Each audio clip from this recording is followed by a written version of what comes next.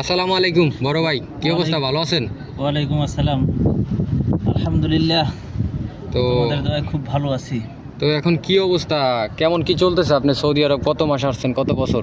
Saudi আরব আসছি ভাই, 15 মাস শেষ হলো। হুম। আকামা একটা শেষ, আর একটা হয় শুরু হবে। হ্যাঁ সৌদি আরবের অবস্থা বেশি একটা ভালো না। হ্যাঁ। মানুষ সবাই টেনশনে আছে, কেউ আকামার টেনশনে, কেউ কাজের টেনশনের শেষ নাই। হ্যাঁ, প্রবাস জীবন আসলেই খুব কষ্টের ভাই। যেটা সত্য কথা, এটা যারা আসে তারাই বুঝে। তারাই বুঝে। এই চেষ্টা করতেছি। আর দালালের কথা তো না বললেই নাই, আর গোষ্ঠী না ঠাঙ্গাইয়া কেউ ভালো থাকবে না। এই প্রবাসে যারা আইছে সবাই একবার হইলো দালালের গোষ্ঠী ঠ্যাঙ্গাবে। হ্যাঁ, আমার দালালের গোষ্ঠীও ঠ্যাঙ্গাবো, সময় হোক, সময় হলে অপেক্ষায় ইনশাআল্লাহ। আছি। ওই যে দালাল সুরে তোরে গান শোনাইমু। হ্যাঁ।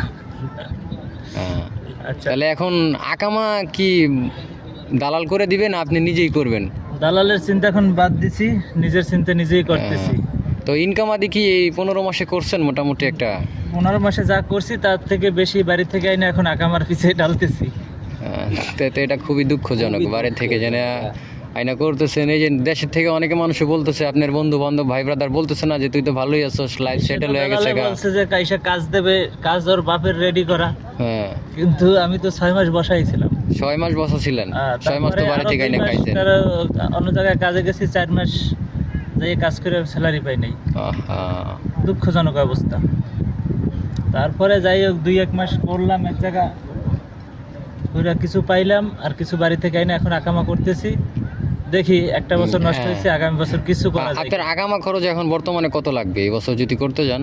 এই বছর করতে গেলে 9,000 রিয়াল, 9,000 রিয়ালে বাংলার কত টাকা আসবে? প্রায় 3 লাখ 3 লাখ টাকা লাগবে প্রতি বছরে আকামার খরচ দিতে হবে। তো এটা আপনি খান আর না খান, আপনি দিতে হবে। দিতেই হবে, হ্যাঁ, না দিলে অবৈধ। না দিলে অবৈধ, তখন তো আবার কাজ কাম করা যাবে না।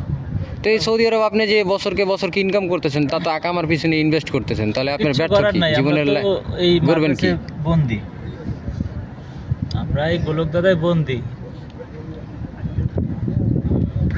যাক, বড় ভাইয়ের দুঃখের কথা অবশ্যই শুনতে পারলেন সবাই। বড় ভাইয়ের দালাল খুব ভালো মানুষ, তার জন্য অবশ্যই দোয়া করবেন যেন তার মা বোন বউ পোলাপান লয়ে ইনশাআল্লাহ ভালো থাকতে পারে। আর সবাই তার কাছে আসার জন্য যোগাযোগ করবেন, তার নাম্বারটা অবশ্যই দেওয়া থাকবে।